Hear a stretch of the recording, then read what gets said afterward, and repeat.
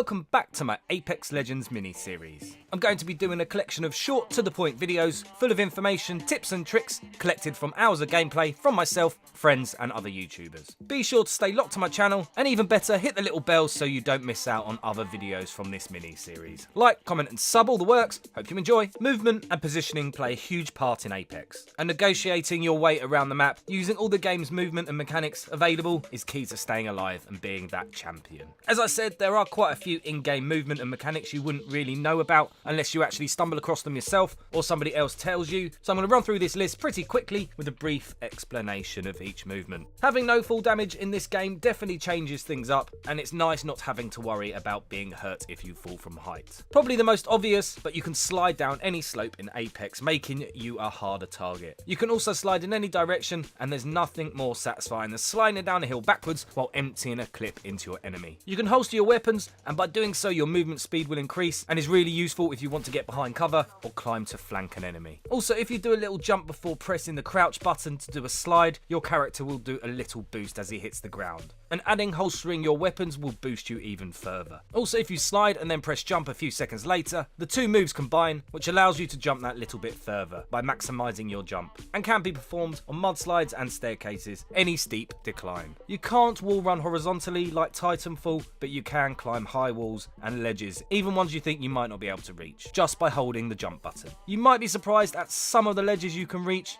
and some of the areas you can get access to on this map. Also, if you see an enemy on the other side of the wall just as you reach the top, press the jump button and your character will jump off backwards, enabling you to fire back. Another nice little trick, if you stop moving forward just as you reach the top of the wall, you will just hang there so you can peek over to check if it's clear. There is an auto run of types in this game, but it isn't very practical for long distances. All you need to do is run in the desired location and open up your inventory or hold the same button to bring up the settings. Your character will now run in that desired location, but you don't have any control at all and you can't see much past your inventory screen either. So if you're using for auto run purposes, use the settings menu, as there are less options to block your view. This feature was obviously added so you can organise your inventory on the run, but it's also useful if you quickly need to let the dog out. You can uppercut, punch and kick in Apex, and they all cause the same amount of damage on the enemy, but the recovery time after the kick is a lot faster than the other two melee attacks. Doors can be blocked by items like death boxes and Caustic's gas canister, so it's something to be aware of. But you can kick open doors and break them open if performed twice on that door. Just press the melee button when approaching the door. The ziplines and redeploy balloons are really useful tools, and it's also possible to jump from height onto a zipline.